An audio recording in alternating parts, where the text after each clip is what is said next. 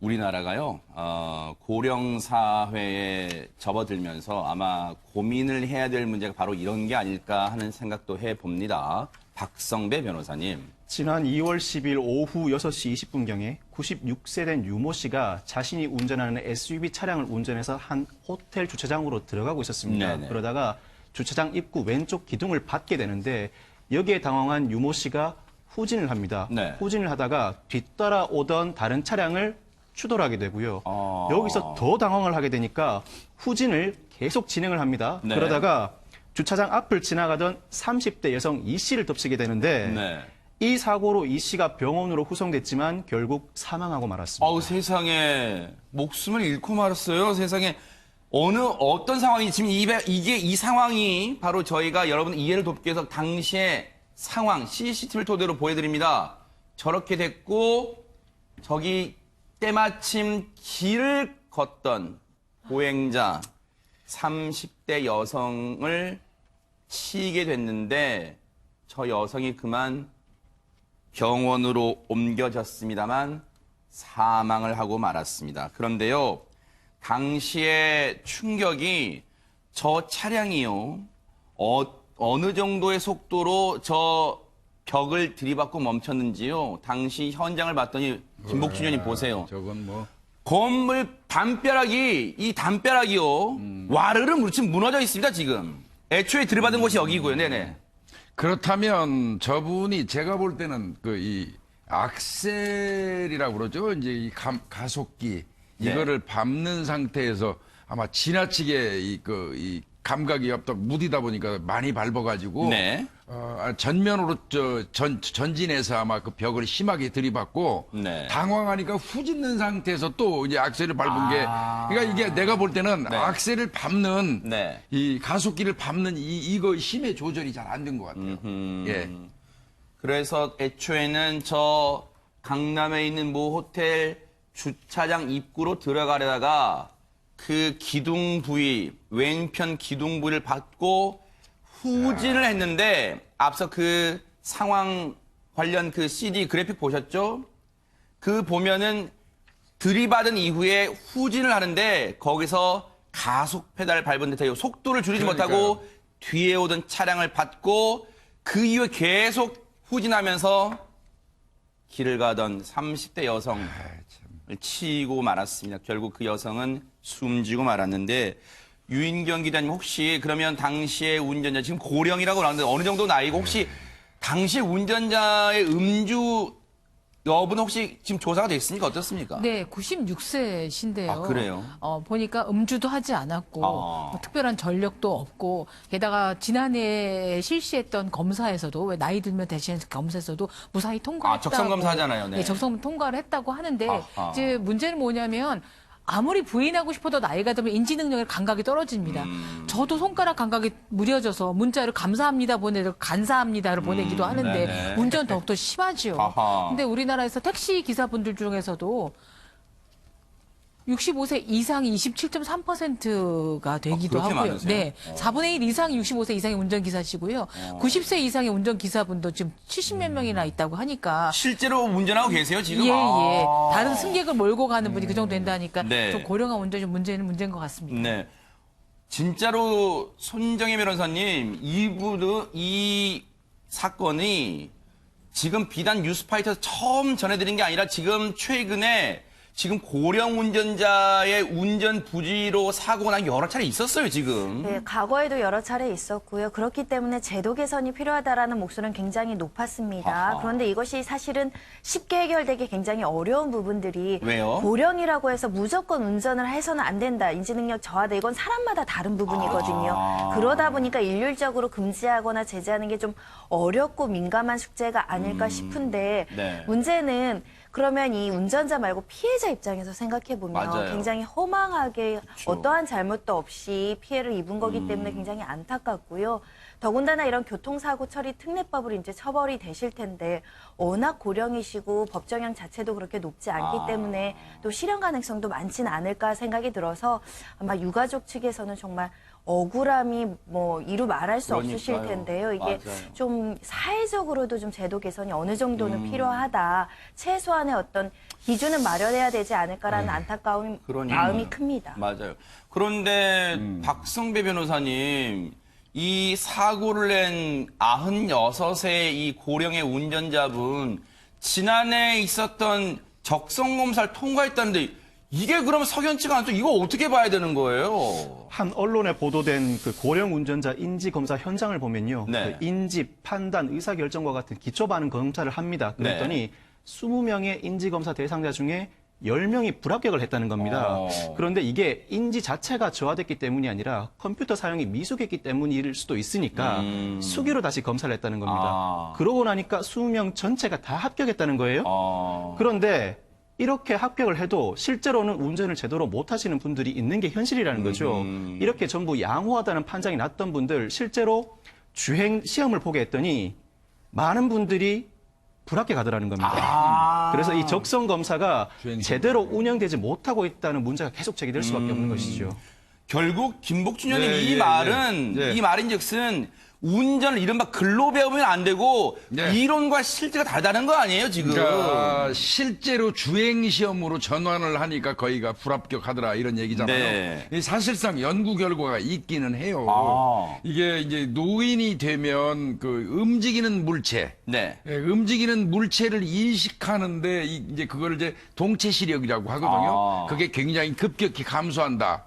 두 번째로는 야간에 어떤 그 운행 중에 눈부심 현상이 순간적으로 오잖아요. 네. 그러면 눈이 잠깐 부셨다가 원래대로 원위 취하는 시간이 있어요. 원상 회복 그러겠죠. 시간. 그게 이 노인들 같은 경우는 일반인에 비해서 약 10배가량 더디더라는 겁니다. 더뎌요. 예, 더디더라는 거고요. 그다음에 이제 이 돌발 어떤 상황이 발생했을 때 순간적으로 반응하는 속도를 그렇죠. 측정을 해보니까 이제 그게 이제 제동거리죠. 아하. 이게 일반인은 0.7초면 순간적으로 팍 잡더라는 아하. 거예요. 근데 이제 연세 좀 드신 분들은 그게 한 1.4초. 그러면 배에 사실 가깝네요. 이 제동거리 1.4초면 적어도 뭐 시속에 따라 다르지만 한 10m 이상은 더 간다는 그러네요. 얘기예요. 그러겠네요. 그래서 이거는 굉장히 심각한 현상이거든요. 그래서 네네. 제 생각은요. 네. 노인분들이 가지고 있는 면허를 강제로 이걸 없앤다는 건 말이 안 돼요. 그건 아하. 있을 수 없는 거고 네. 단지 노인분들이 스스로 판단하셔서 사회에서도 어른이시잖아요. 네. 예, 어른들이시니까 네. 스스로 판단하셔가지고 이 본인들이 좀 이렇게 이 면허증 반납이라든지 이런 쪽으로 유도되는 게 고무적이지 않을까 그럴 수 싶어요. 있어요. 맞아요. 예. 그런데 비단요, 이 고령의 운전자가 사고를 내는 게 유인경 기자님, 이게 비단 우리나라의 문제만은 아니라면서요? 최근에 굉장히 유명한 분이 이런 고령 운전 사고를 일으켜서 누굴까요? 소개가 됐죠. 영국 엘리자베스 여왕의 남편이 필립 공입니다. 아, 예. 1921년생이니까 우리나라 나이로는 99세입니다. 그래요? 네, 그런데 바로 이제 새로 랜드로버 차가 그쪽에 왕궁에 도착하니까 네. 본인을 위한 건 절대 아니었습니다만 아하. 한번 타보자 하고 나가셨다가 차는 전복됐고 아이고. 다른 차량을 부딪혀서 물론 굉장한 사고는 아니었지만 경미한 부상을 입었다고 아하, 합니다. 네. 필립공의 말로는 햇빛에 눈이 부셔서 잠깐 깜빡했다라고 얘기를 그럼 김복준이 하지만 말씀하셨다 그거네요. 예, 예. 아. 이제 근데 그 변명이 될 수는 없고요. 결국 네. 필립공은 자진 반납하긴 했는데 아, 자진 반납했어요? 네. 그럴 수밖에 없죠. 왜냐하면 두 번째 사고입니다. 바로 그래요? 작년에 또 일으켰거든요. 어허. 그래서 변명의 여지가 없긴 한데 이웃나라 일본의 경우에는 우리나라보다 고령화 좀 빨리 됐는데 지난해 일어났던 3,500건의 교통사고 사망 사건 가운데 네. 절반 이상이 이런 고령 운전자로 인한 거라고 하니까 본인들이 어떤 이유로 운전하시는지 모르겠으나 이게 타인의 삶을 앗아갈 수 있는 거고요. 그러니까요. 바로 이 문제가 됐던 30세의 여성은 외국계 기업에 근무하는 장래가 촉망되는 여성이었는데 세상에요. 정말 너무 아쉽게 삶을 마감한 것 같거든요. 요새는 젊은 분들도 뭐 건강을 위해서 버스를 타기도 하고 뭐 택시를 타기도 하고 지하철 타는데 꼭 스스로 운전대를 잡을 필요가 있을까 하는 생각 좀 그런 해봅니다. 생각도 맞아요. 들어요. 근데 그 앞서 김복준 의원님 말씀 중에 잠깐 나왔지만 손정혜 변호사님, 그러면 운전면 고령에 특히 운전하신 분들 중에 운전면허를 자진 반납한 제도가 있긴 있어요, 그러면? 우리나라 지자체에서도 시행되고 있습니다. 대표적으로는 부산시가 지금 시행을 하고 있는데요. 그러니까 이것이 강제적으로 의무적으로 해소하는 게 아니라 재량적으로 운전자 본인이 자진 반납을 했을 때는 혜택을 주는 제도입니다. 일단 어떤 혜택을 주게 네네. 되냐면 면허증을 반납한 고령자에게는 일단 10만 원의 선불 교통카드를 지급을 하기도 하고요. 지역 내에 다른 상업시설을 이용할 때는 할인 혜택을 제공하는 유인책을 제공한다고 합니다. 네. 실제로 이것을 시행해서 지난해만 5,280명이 면허증을 반납했다라고 하고요. 네. 그래서 부산시 통계를 보면 고령 운전자 교통사고 사망자 수가 2017년 35명에서 지난해 18명으로 무려 48.6%나 감소를 했다라고 합니다. 네. 그러니까 이 제도가 어느 정도는 실효성이 있다라고 보시면 될 것 같은데요. 네. 경찰청에서도 이걸 일부 시행하고 있는데 네. 가장 많이 반납한 시가 부산시라고 하고요. 그러니까 모든 지자체에서 이 제도를 시행하는 건 아닙니다. 다른 지자체에서도 이런 혜택이나 이런 반납 제도를 좀 적극적으로 그러니까요. 고려해야 되지 않을까 생각이 드는데요. 네. 부산, 서울, 경기 남부 이렇게 반납하는 고령 운전자들이 많아지고 있다라고 합니다. 그러니까 그런 거는요. 이 방송 보시는 분들 중에 혹시 연세 드신 분들은 혹시라도 차별, 나이 때문에 차별한다고 생각하지 마시고요. 그렇게 안 좋은 쪽으로 생각하지 마시고요. 그리고 운전을 과신해서도 안 될 것 같아요. 그러면 정말 사회적으로 문제가 되고 있기 때문에 이참에 자진 반납해보는 방안도 한번 생각해 보심이 어떨까 하는 생각도 조심스럽게 저희가 제언을 드립니다. 한번 생각해 보시기 바랍니다. 이게 정말 사회적 문제가 되고 있잖아요. 지금 아래 제목 보시면서 아유 뉴스파이터 왜 이게 또 옷잘 낸 거야 잘못한 거야 하시겠죠. 흉기를 든 현직 경찰 홍순빈 아나운서 어떻게 된 겁니까? 네, 한 남성이 갑작스럽게 어느 사무실로 들어가는데 화가 잔뜩 나 있었습니다. 먼저 이 상황이 어떤 상황인지 영상으로 확인해 보도록 하겠습니다.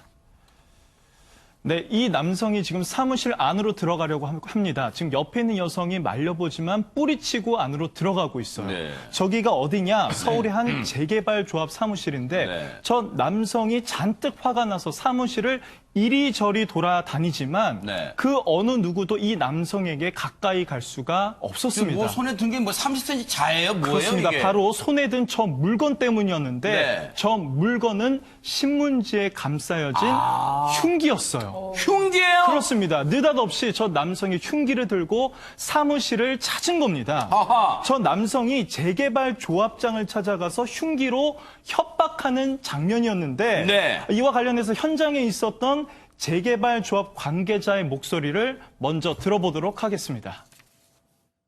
매매 계약서하고 거기에 신고한 가격하고도 틀리고 계약서가 심지어는 뭐 매도인 계약서 다르고 매수인 계약서 달라요. 그런 과정에서 이제 자꾸 조합원들이 의문을 제기해서 이제 저희가 그 내용 증명을 보냈어요. 해명을 해라. 그랬더니 그 경찰관이 그 칼을 들고 흥분해서 온 거예요. 그래. 신문지에 싸가지고 칼 끝하고 칼 자루는 다 보였죠.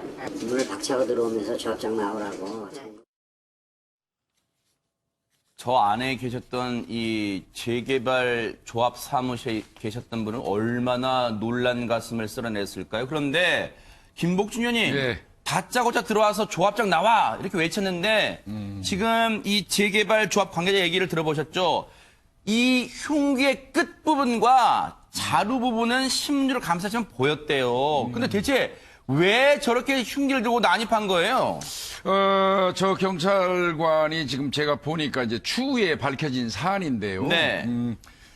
부동산을 운영하는 사람하고 같이 어떻게 보면 공모해서 아하. 어떤 이 범행이라고 할까요? 뭐 어떤 나쁜 짓을 한 거예요. 이를테면 네. 그게 뭐냐면 네. 부동산업자가 아파트 같은 거를 파는 거, 네. 매도자하고 매수자 그 사이에서 네. 이를테면 나는 1억 5천만 받아주십시오 하고 내놓으면 네. 사가는 사람한테는 1억 7천을 받는 거예요. 아하. 그러면 중간에 2천만 원의 이득이 발생하잖아요. 그러네요. 그 이득금을 이제 그 부동산 공인중개사가 먹으면서 네. 이 경찰관하고 아마 같이 아, 합작을 한 것 같습니다. 네. 근데 이제 이 경찰관은 뭐를 대여했냐면 네. 이를테면 그 아파트를 파는 사람의 파는 사람으로 둔갑을 해가지고 네. 자기 전화번호를 적어주고 돈 받을 때도 자기 통장으로 입금하도록 한 거예요. 아하. 그러니까 명의하고 이런 거를 전화번호하고 이걸 대여한 대가로 네. 한 2천만 원 정도가 나오면 그 중에 일정 부분을 얻어 썼겠죠. 아하. 그러니까 이제 이 재개발 그 조합에서는 네. 이거 왜 매도자가 팔았다는 금액과 매수자가 샀다는 금액이 이 차이가 나냐. 아하. 이런 부분을 따진 거죠. 네. 그러니까 이제 거기에 격분해가지고 지금 재개발 조합 사무실로 이 신문지에 싼 흉기를 들고 간 것이죠. 아하. 그러니까 쉽게 말하면 이런 겁니다. 저 사기 일당에 현직 경찰이 가담을 했는데 파는 사람과 사는 사람이 직접 못 만나게 하려고 중간에. 현직 경찰을 이 아파트 집을 파는 사람인 양 속인 거예요. 그 현직 경찰 앞서 흉기 들고 재개발 조합 사무실 찾은 사람 저 현직 경찰 번호를 파는 사람이라고 휴대폰 번호를 제공한 거예요. 통화를 그 경찰하고 한 겁니다. 그러니까 이 사는 사람은 감쪽같이 속았을 수밖에 없을 텐데 그런데요. 문제는요. 손정혜 변호사님 저렇게 흉기까지 물론 신문지로 감쌌습니다만 앞서 얘기 들으셔서 다 보인다는 얘기예요. 흉기인지 금방 안다는 얘기예요. 저렇게 흉기를 들고 찾아간 거 죄가 될 수 없는 겁니까? 어떻습니까? 흉기라는 건 위험한 물건으로 협박을 했다라고 볼 수 있는데요. 네. 당연히 죄가 있다라는 혐의점을 찾아서 수사를 철저하게 해야 되는 사건이었습니다. 네. 그런데 조금 납득이 어려운 것은 그 당일날 40cm 가량의 흉기를 신문지에 감싸고 고함을 치면서 밖으로 나오라고 굉장히 위협적인 행동을 했었거든요. 네. 현장에 출동한 경찰도 현장에서 이 피해자를 체포를 했습니다. 아하. 근데 경찰에서 조사를 했을 때 이 피해자 뭐라고 주장을 했냐면 네. 요리를 좋아해서 단순히 회칼을 들고 있었을 뿐이지 네. 나는 조리학 전공자다 협박할 의도도 없었고 저 칼을 협박의 수단으로 사용한 것도 아니다라는 취지로 주장을 한 거죠. 요리 좋아한다라고 저렇게 40cm 회칼을 들고 난동을 하면서 저걸 들고 있는 사람 이례적입니다. 네. 그런데 경찰은 이 변명을 또 받아줬습니다. 허허. 실제로 조사를 해서 불기소 의견으로 검찰에 사건을 송치를 했습니다. 불기소 그러니까 혐의가 없다는 얘기잖아요. 그래서 혐의 없음으로 검찰에 송치했는데 이 얘기를 듣고 당시 저 조합 사무실에 있던 피해를 당하신 분들은 좀 황당했을 것 같아요. 홍순빈 아나운서. 지금 피해자들은 강력 반발하고 있습니다. 하하. 흉기를 들고 고함을 지르며 위협하는 사람이 요리를 위해서 흉기를 가져왔다고 하는데 이런 황당한 변명을 믿는 사람이 어딨냐. 그러니까요. 뭐 이런 입장이고요. 이거는 상식 밖의 처분이고 명백한 경찰의 제 식구 감싸기다. 아직도 그날만 떠올리면 손이 떨리고 겁이 나서 잠을 못 잔다. 네.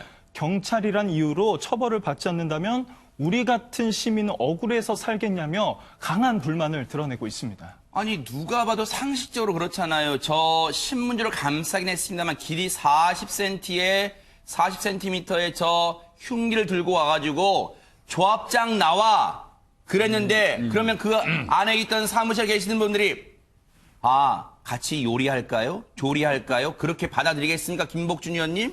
이 사람은 저는 이제 이 사건을 딱 보면서 자 사람이 감정이 있어가지고 따지러 가면서 네. 더더군다나 경찰 신분을 가지고 있는 사람이 이 칼을 둘둘 말아서 들고 갔다는 것 자체가 네. 오해의 수지가 명백하고요. 네. 다툼이 있으니까 따지러 가는 과정에서 들고 왔으니까 따짐을 받는 사람.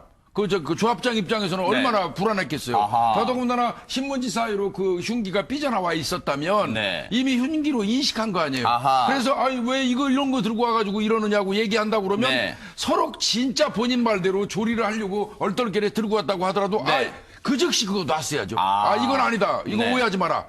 나는 이거 진짜 조리하려고 들고 나왔는데 따지러 오다 보니까 당신이 오해 같은데 이건 아니다고 그 즉시 놨어야죠. 아하. 경찰에 신고가 들어갈 때까지 그걸 들고 아하. 아우성치고 있었다면 네. 이거는 제가 판단할 때는 피해자 입장에서 볼 때 이 죄가 안 될 수가 없죠. 그러네요. 예. 뭔가 정말로 위협을 느꼈을 그럼요. 수밖에 없을 것 같아요. 그런데 그러면 박성배 변호사님, 앞서 경찰은 저희가 조사를 해봤더니 실제로 요리를 좋아하는 거 맞고요. 뭐 또 조리학 전공자래요. 그래서 무혐의로 검찰에 넘깁니다. 그러면 검찰도 그래요 무혐의입니다. 이랬습니까 혹시? 그렇지는 않습니다. 검찰은 특수협박 혐의로 기소를 하기에 이르렀는데 어허. 저 사건은 예전에 저 범행 현장에 있었던 모습을 언론 보도로 저도 접했던 적이 있습니다. 네. 그 당시에 경찰이 항변했던 것은 조리학을 전공했고 실제로 지구대에서도 요리를 하는 사람이다. 그러면서 내가 특정한 목적을 가지고 이 흉기를 가지고 갔던 게 아니라 우연히 내가 흉기를 들고 있었는데 네. 그 자리에 가게 된 것이다라고 항변을 했던 것 같아요. 아하. 그러면서 단순하게 고성에 오간 정도다라고 항변을 했던 것으로 기억을 하는데 네. 검찰은 그렇게 보지 않았습니다. 아. 무엇보다 피해자 측이 비록 신문에 돌돌 싸긴 했지만 흉기라는 것을 충분히 인식했기 때문에 피해자 네. 측 입장에서는 위협을 느낄 수가 있었다. 아하. 그리고 제가 보기에는 그 경찰관의 주장을 다 받아들인다고 하더라도 미필적 고의는 있었다고 판단을 한 것 같고요. 네. 가장 중요한 것은 다툼이 일어난 원인이 네. 무엇인지에 달려 있었다고 봅니다. 단순히 아하. 불만을 제기하고 고성에 오가는 수준이 아니라 네. 이른바 이 부동산 사기에 연루된 자신, 이 자신의 의심하고 있는 조합장을 찾아간 것 아닙니까? 네. 이 조합장이 제대로 이 문제를 파헤치면 본인은 형사처벌을 받게 되고 아하. 배제 징계라는 큰 징계 처분을 받게 되니까 네. 이 사안을 무마하기 위해서 이 자리에 갔다면 단순히 네. 고성에 오가는 정도가 아니라 특정을 목적을 위한 협박이라고 충분히 판단할 수 있었던 것 같습니다. 그리고 시청자분들이 그런 생각하실 거예요. 저렇게 흉기를 신문지에 둘둘 말아서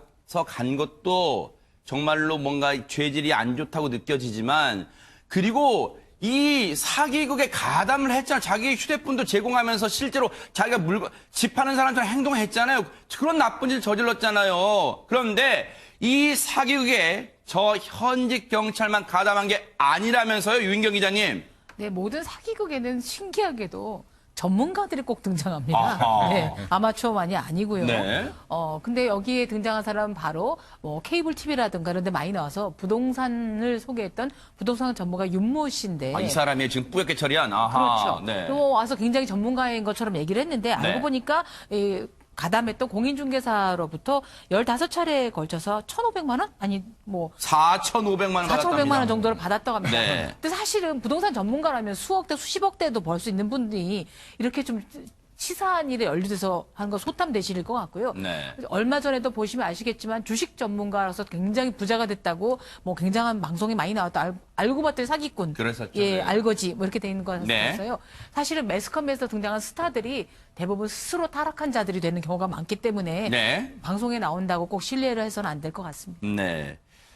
정말로 이 남의 이 등 처먹고 사는 사람들은요, 정말 죄값을 받아야 되고, 그리고 누군가를 깜짝 놀라게 했다면 그 부분도 반드시 시시비비를 반드시 검찰이 가려내 주기를 기대를 해 보겠습니다.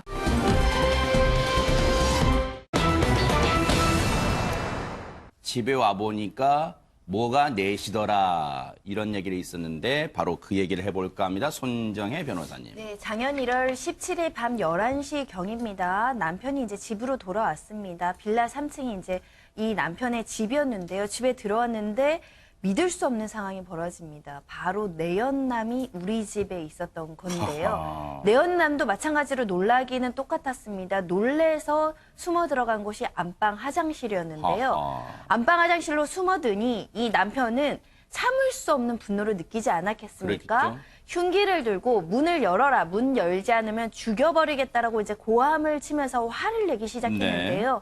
이 내연남 문을 열지 않고 아하. 저렇게 이제 대치 상태로 있었습니다. 사실은 앞서 뭐 서동이라는 얘기도 했습니다만 집에 왔더니 자신의 아내와 외간 남자의 애정 행각을 눈앞에서 목격했으니 뭐 시쳇말로 피가 거꾸로 솟았을 거 아닙니까, 손정혜 변호사님? 네, 그렇습니다. 당연히 그러니까 그래서는 안 되지만 이렇게 흥분하면서 죽여버리겠다라고 하는 행동, 심정은 일부 이해가 되는데요. 근데 문제는 조금 충격적인 결말에 이르렀습니다. 왜요? 왜냐하면 내연남은 화장실을 통해서 나오려고 한 것이 아니라 화장실 창문을 통해서 도망가려는 시도를 했고요. 아이고. 결국은 창문을 통해서 나갔다가 떨어져서 아이고. 추락사를 했습니다. 아하. 결국 남편도 협박 혐의로 이제 수사를 받고요. 네. 재판까지 받아서 벌금 400만 원을 선고받게 됐습니다. 하하. 당시에 이 일이 벌어진 곳이 모 빌라였는데 그 높이가 3층이었답니다. 3층에 있는 빌라 안방 화장실 창문을 통해서 도주를 하려다가 뛰어내렸는데 결국은 숨지고 말았는데, 그런데 박성배 변호사님, 이 상황을 듣고 물론 이 상황도 놀랍습니다만 지금 이 남편에 대해서 협박 혐의로 검찰은 기소를 했는데 벌금 400만 원 선고, 이 부분은 어떻게 받아들여야 될까요? 남편이 내연남에게 직접적인 유형력을 행사한 건 아니기 때문에 검찰은 폭행이나 상해로 보진 않은 것 같아요. 그래서 만약 사망했다면 폭행치사, 상해치사죄라는 죄는 있지만 네. 협박치사죄라는 죄는 없습니다. 그러면 협박으로는 치사죄를 적용할 수 없는 데다가 네. 특히 이 남편 입장에서는 남편의 협박 행위와 내연남이 창문을 통해서 뛰어내린 행위 사이에 인과관계가 있다고 보기도 어려운 것 같은 것 같습니다. 그리고 남편 입장에 생각하기에 내가 비록 이렇게 협박을 한다고 하더라도 굉장히 흥분돼 있는 상태잖아요. 설마 화장실 창문을 통해서 뛰어내리라는 것까지 예측하긴 어려웠다. 즉 네. 인과관계와 예측 가능성도 없다고 보고 네. 단순 협박으로 기소할 수밖에 없었고 그렇다면 벌금 400만 원이 적절한 형량이라고 볼 수 있습니다. 아니 그러면 김복준 의원님 네, 조금 전에 예. 박성배 변호사님 설명 중에 단순 협박이라는 게 나왔어요. 그러면 단순히 있단 말은 특수 협박이라는 것도 있는 거예요? 흉기를 들고 협박하는 경우라 이제 그게 특수협박이 특수협박이에요? 되는데 네. 위험한 물건을 들고 네. 이 경우는 그냥 근데 이제 밖에서 아마 흉기를 들고 있었으니까 네. 그게 협박죄로 인정이 죽여버린다고 하는 게 인정이 된다면 네. 흉기 들고 있으니까 특수협박죄가 되겠죠. 근데 이제 이 경우 400만 원 준 거는 네. 뭐 여러 가지 생각들이 있을 수 있어요. 어쨌든 네. 사람의 목숨보다 중요한 건 없는데 네. 결과적으로 그 사람이 목숨을 잃을 정도의 어떤 그 원인 제공한 거 아니냐 이제 이렇게 인식할 수 있는 분들도 있겠지만 아까 우리 박성배 변호사님 말씀하신 것처럼 밖에서 죽여버린다고 난리를 친다 하더라도 화장실 창문으로 뛰어내려갖고 죽을 걸 미리 예측하지는 않았을 거 아니에요. 예. 그리고 솔직히 네. 말씀드려서 이제 감정적인 부분을 우리가 여기 개입시키지 않을 수는 없어요. 이 세상에 이 대한민국의 어떤 남자라도 마찬가지일 거예요. 아니 지구상엔 모든 그 남자들이 마찬가지일 거예요. 네. 집에 일하고 돌아왔는데 아내가 다른 남자와의 어떤 이 불륜을 네. 행하고 있을 때 그 남자가 가지고 있는 그 감정적인 그 어떤 그 상황이라면 네. 정말 현장에서 무슨 일 저지를 수도 있어요. 네. 뭐 그런 부분도 일정 부분 참작된 거라고 보입니다. 네. 그런데 사실은 남편 입장에서는요, 물론 이제 벌금, 협박 혐의로, 단순 협박 혐의로 벌금 400만 원을 선고를 받았는데, 혹시 남편 입장에서는 이 벌금 400만 원조차도 억울할까요? 유인경 기자님 어떨까요? 제가 이제 이 기사를 접하고 누리꾼들의 의견을 많이 보니까 네. 90% 이상이 남편을 좀 옹호해주는 입장이었습니다. 여기에서 뭐 그렇다면 내연남과 차 한잔 하시죠 하면서 차분하게 얘기할 사람이 어디 있겠냐. 밥상 차려서 그럼 같이 밤샘 토론을 했겠느냐라는 얘기였고요. 아까 김복준 의원님도 말씀하셨지만 다른 장소도 아니고 우리 집에, 집 안에 현장을 목격했으면 뭐 죽으라란 말이 협박이었을까? 우리 부모들도 맨날 나가 죽으라 그랬는데 그럼 우리 부모님들도 다 처벌받아야 되냐?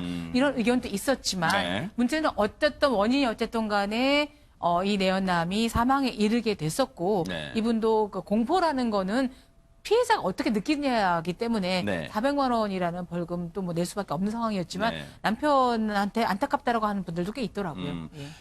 물론 이제 앞서도 뭐 많은 네티즌 분들이나 이런 분들 의견을 보면 오죽했으면 남편이 그 불륜 현장을 목격한 남편이 오죽했으면 그렇게 이 화장실 밖에서 문을 열어라 안 열면 뭐 위해를 가겠다 이렇게 했겠느냐라는 그 약간의 옹호하는 글들이 많습니다만 근데 손정희 변호사님 그 불륜남 이 떨어져서 안타깝게 목숨을 잃은 그 남성의 유족들 입장에서는 어쨌든 그 위협 상황에서 탈출하려고 하다가 목숨을 잃었는데 이게 벌금 400만 원 그친다는 게 말이 되냐. 혹시 이런 생각 할 수 있을까요? 어떻습니까? 유가족 입장에선 정말 청천벽력과 같은 소식이고 더군다나 벌금 400만 원의 그 재책이 끝났다는 점을 받아들이긴 굉장히 어려울 겁니다. 그러니까 불륜도 불법 행위입니다. 남의 가정을 깨트린 불륜 행위를 한 건 불법 행위인데 그 잘못에 대한 대가가 사망이라는 것은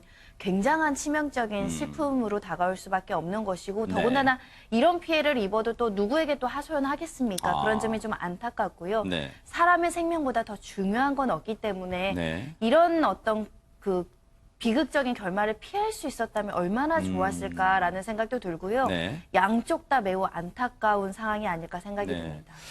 그런데 이제 이렇게 물론 재판이 갔으니까 이제 벌금 400만 원 나온 거잖아요. 그런데 재판 과정에서 뭔가 다른 혐의가 추가됐다는 이게 또 무슨 말입니까, 박성배 변호사님? 이 사건이 벌어진 직후에 아내가 경찰 조사를 받을 때는 남편이 내연남에게 죽여버리겠다는 이야기를 여러 번 했다라고 진술을 합니다. 네. 그런데 남편이 협박으로 기소돼서 재판이 열렸을 때 증인으로 출석한 아내는 말을 바꿉니다. 어허. 남편이 죽이겠다라고 하진 않았었고 나와서 이야기 좀 하자 이렇게만 이야기했다는 것뿐이에요.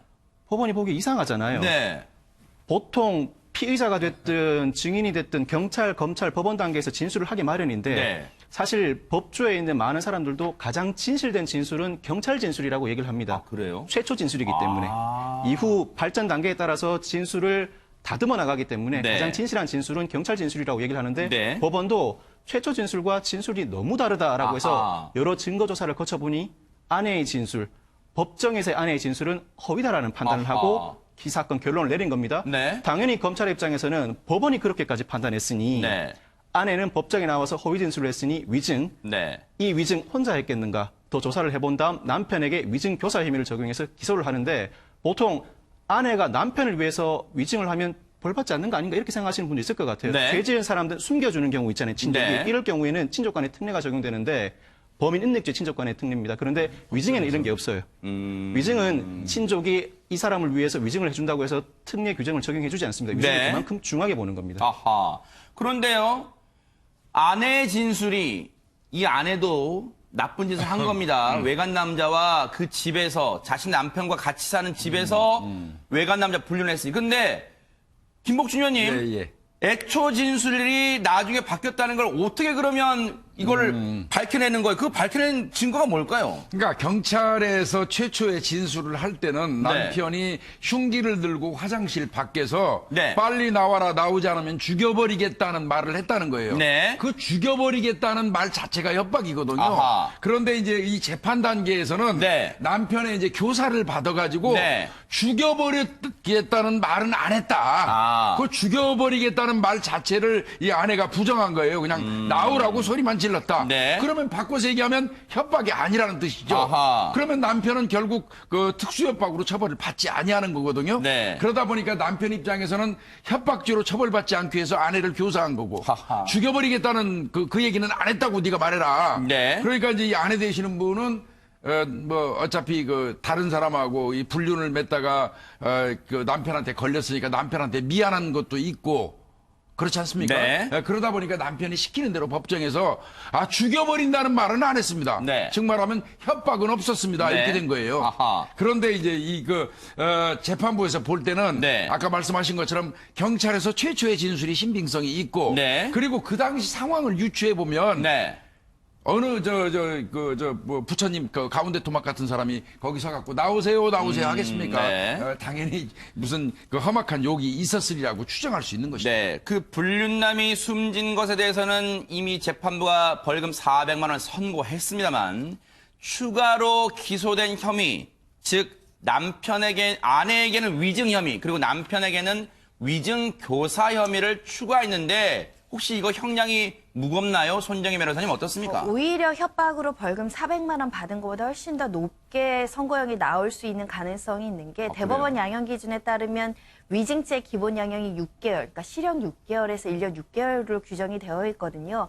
반성하지 않고 끝끝내 부인하거나 이런 여러 가지 불순한 태도를 보이면 오히려 양형은 더 높게 벌금형보다 그 집행유예라도 실형이 나올 가능성도 배제하기는 어려운 상황이고요. 네. 더군다나 적극적으로 위증을 교사한 혐의는 단순 이승보다는 재질이 나쁘다라고 평가될 수 있습니다. 아하. 철저하게 그 기만한 부분이죠. 위증죄는 사실 법원을 기만하는 부분이 있습니다. 네. 더군다나 형사 관계에 있어서 실체 관계에 대해서 잘못된 결론에 이르게 할 수도 있는 위중한 범죄이기 때문에 반성하는 모습을 보여야 되지 않을까 생각이 듭니다. 네. 지금 속보가 하나 들어와 있네요. 지금 전국에 첨예한 이 이슈로 떠오른 그런 내용입니다. 이른바 자유한국당 일부 의원들이 공청회를 개최해서 거기서 이른바 5.18 민주화 운동 관련 망언을 한 것과 관련해서 지금 정치권에서 많은 논란을 일으키고 있는데 관련해서요. 자유한국당 윤리위를 개최했는데 당 윤리입니다. 국회의원 윤리 말고요.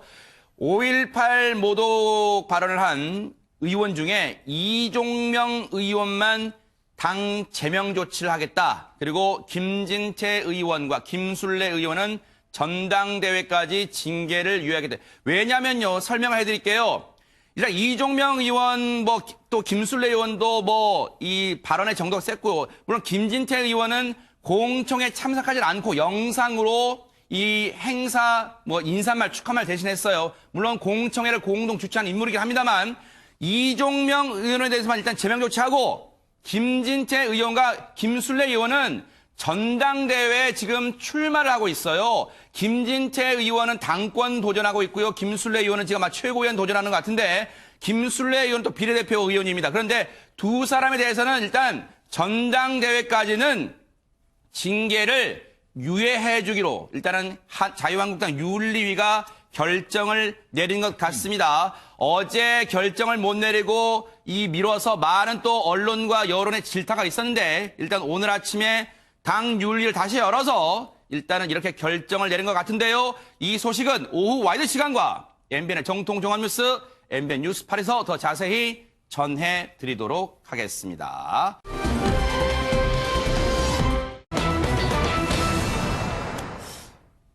이 얘기 참 글쎄요, 오랜만에 하는데 참 씁쓸해요. 또다시 씁쓸한 이 마이크로닷 부모 관련 얘기를 좀 해보도록 하겠습니다. 손정혜 변호사님. 네, 그렇습니다. 그 마이크로닷의 부모의 이 사기 문제는 여전히 현재 진행 중입니다. 그러니까요. 일각에서는 이제 합의를 진행 중이고 일부 피해자하고는 합의를 했다라는 소식도 알려지고 있는데요.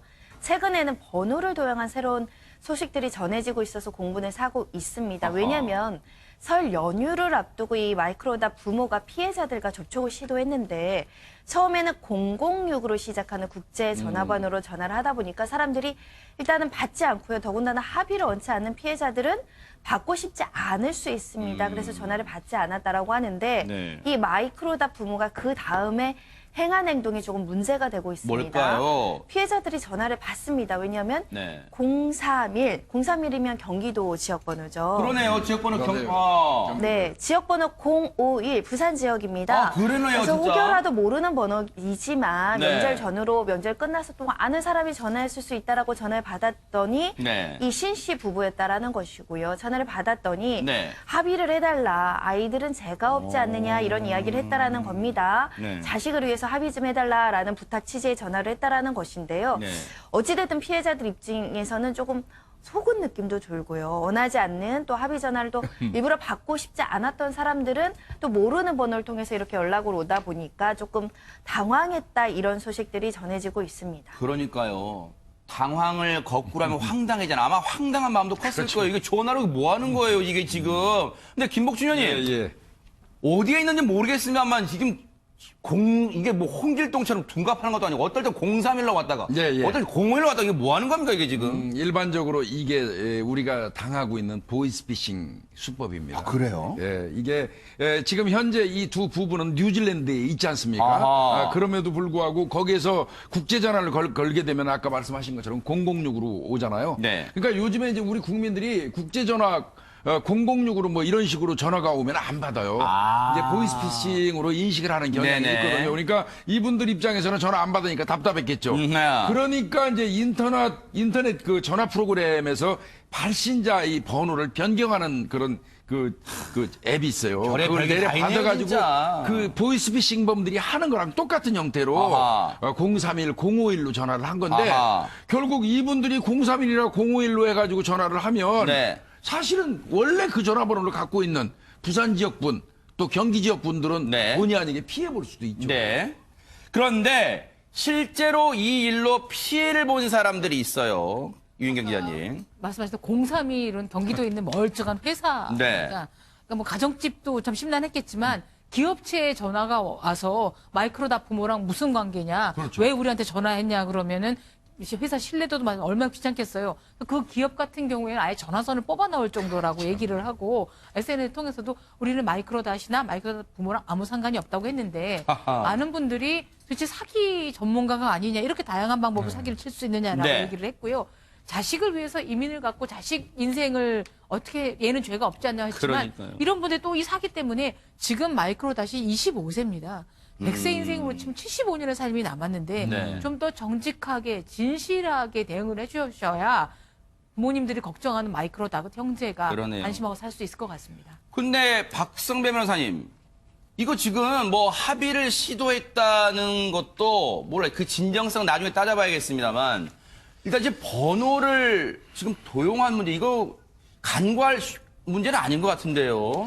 일단은 형사처벌 문제를 따져봐야 되는데 현재로서는 형사처벌 자체는 쉽지 않을 것 같아요. 왜냐하면 전기통신사업법에 따르면 전화번호를 도용해서 전화를 발신하잖아요. 네. 이 경우에 형사처벌 될 수 있는 건 재산상 이익을 목적으로 하거나 혹은 협박 등의 목적이 있어야 되는데 그렇지 않은 단순 전화번호 도용은 형사처벌하지 못하게 돼 있습니다. 다만 그 전기통신사업자가 이렇게 전화번호를 거짓으로 표시해서 발신한 그 전화번호의 발신 자체를 차단하거나 네. 통신 영무 제공 자체를 거부하도록 되어 있습니다. 네. 그리고 과기부 장관이 그 관리 감독을 하게 돼 있고 그렇지만 형사처벌은 이 사안에서 못한다고 하더라도 네. 민사상 손해배상 청구는 가능할 수도 있을 것 같아요. 네. 이 전화번호를 어떤 사업자가 쓴다는 걸 정확하게 인식을 못했다고 하더라도 민사상 손해배상은 고의가 없어도 과실의 경우에도 배상을 해줘야 되고 네. 이 일로 인해서 그렇지 않아도 여러 피해자들이 연루돼 있고 또 언론에 보도된 사건이기 때문에 네. 이 번호로 발신하게 되면 많은 사람들이 이 업체에 전화를 해서 업무에 방해를 받을 수 있다는 걸 예견할 수 있었기 때문에 네. 구체적인 사정에 따라서 손해배상 청구는 가능할 수 있을 것 같습니다. 그러니까요, 이거 뭐 진짜 뭐 하는 행동인지 모르겠어요. 김복준 의원님, 예. 이런 생각이 들어요.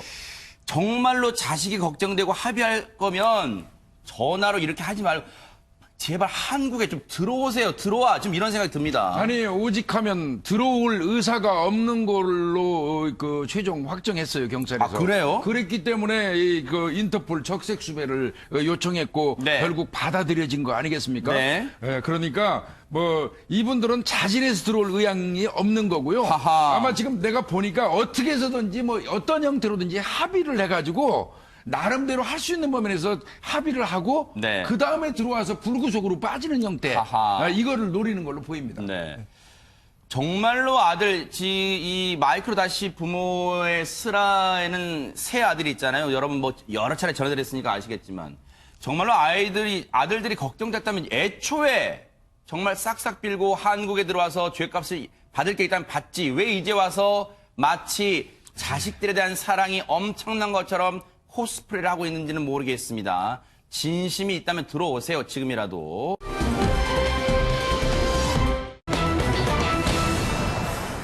뉴스파이터에서도 전해드렸습니다마는 이 연세 드신 여성의 택시 기사님을 폭행했던 40대 남성 사건 아실 거예요.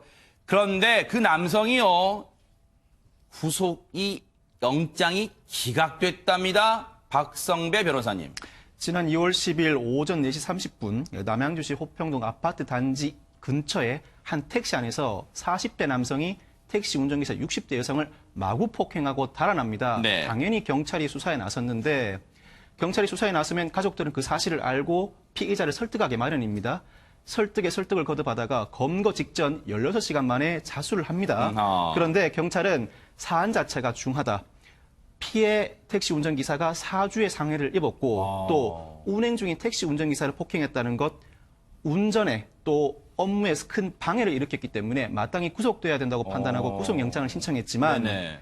재판부에서는 이 구속영장 청구를 기각하고 말았습니다. 허허. 왜 기각했는지 저희가 잠시 뒤에 또 들려드릴게요. 일단 당시에 여러분 기억하시겠지만요. 당시에 폭행 정도가 정말로 얼마나 심했는지 당시에 이 택시 내부에 이 고스란히 녹음된 찍힌 블랙박스 한번 보시고 이어가 보도록 하겠습니다.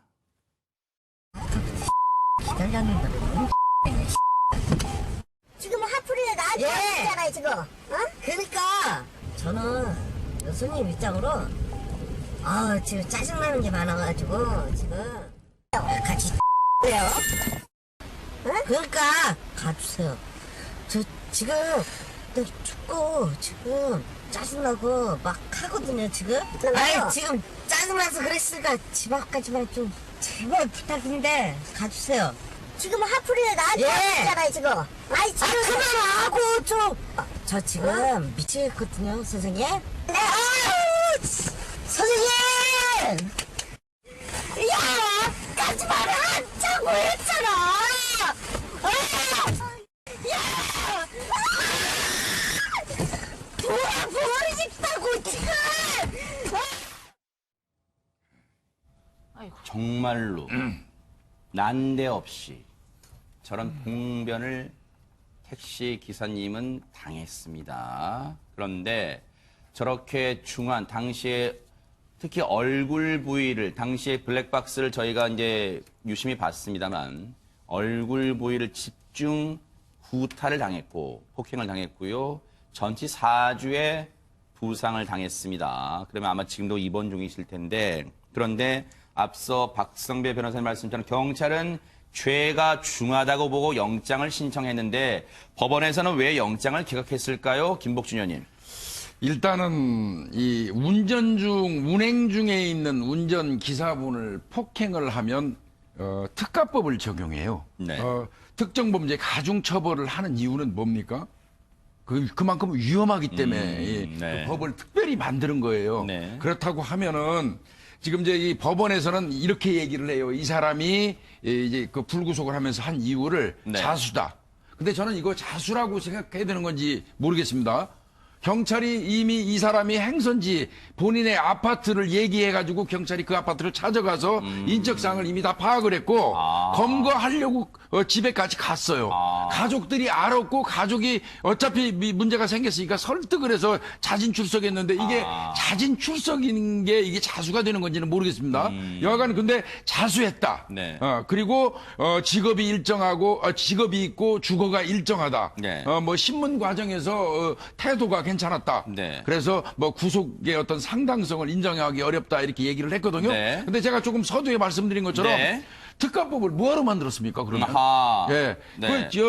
그만큼 위험하기 때문에 특가법을 만들었던 거고요. 네. 저는 일정 부분 이건 자수라고 좀 보기가 좀 어려워 보이고요. 네. 그 다음에 전치 4주면은 몸도 중상이지만요. 저는 62세 되신 그 여자 기사분 앞으로 운전 못할 것 같아요. 맞아요. 이거는 엄청난 트라우마에 시달릴 겁니다. 그러니까요. 공포에. 그런 부분까지 좀 차관을 했다면 일벌백계 어떤 차원에서 영장이 좀 발부됐어도 괜찮을지 않았을까 이런 생각은 듭니다. 물론 손정혜 변호사님 영장이 기각됐다고 해서 이게 죄가 없다는 뜻은 아니잖아요. 그죠? 자, 도망갈 염려나 증거인멸 가능성이 적다고 보신 것이고요. 실제로 법정형 선고를 처벌을 얼마나 할지는 다시 재판장이 고민을 할 것입니다. 저도 김복준 교수님 의견과 마찬가지로 저렇게 무자비한 폭행을 하는 거에 대해서 관대한 처벌이 과거에는 있었어요. 피해자와 합의하면 벌금형으로도 끝나고요. 집행유예로 끝나고요. 그런 일이 다수 있었는데 사람이 사람을 때리는 것만큼 치욕적이고 굉장히 고통스러운 건 없습니다. 좀 네. 엄단해야 되지 않을까 생각이 들고요. 저 피의자도 철저하게 반성하고 피해자한테 용서를 구하는 게 필요하지 않을까 생각이 드는데 네. 일단 이런 그 특가법상 또는 상해죄 이런 부분에 있어서 합의를 했다고 하더라도 사회적 위험성이 크거든요. 조금 강력한 사회적 경각심을 일으킬 만한 선고도 좀 필요하지 않을까라는 생각이 듭니다. 네. 그 유인경 기자님 사실 저 사건 이후에 아마 저 기사님 슬하에는 또 이 아드님도 계시고 따님도 계신 것 같더라고요. 언론 보도를 통해서 접해보면요. 그 따님과 아드님, 물론 기사님 본인도 마음이 아프실 거예요. 따님과 아드님이 이 기각됐단 말 듣고 나서는 정말로 뭐랄까요. 이로 말할 수 없을 것 같아요. 이 분노, 황망함이. 아까 뭐 고령 운전의 위험에 대해서 얘기는 했지만 네. 62살이 된 여성분이 하루에 10시간 이상을 심야 운전까지 해야 하는 일을 한다면 그렇죠. 경제가 풍요롭지는 않았을 겁니다. 우리 어머니가 이렇게 애를 쓰시는데 난데없이 봉변을 당하고 맞고 전치 4주로 얼굴이 제가 사진을 보니까 네. 어마어마하게 했는데 해야 될 그죠. 아픔도 있을 거고요. 전 제일 이해가 안 가는 게 제가 저질렀는데요. 술 취해서 하나도 기억이 안 납니다. 맞아요. 이게 받아들여지는데 아직까지도 우리가 이게 술에 대한 범죄 관대해야 될까? 그거 그러니까요. 정말 안타깝습니다. 맞습니다. 정말로 일단 재판은 끝까지 지켜보겠습니다. 영장 기각됐다고 해서 무죄라고 판단한 건 아니니까요. 일단 이 사건 끝까지 지켜보고요.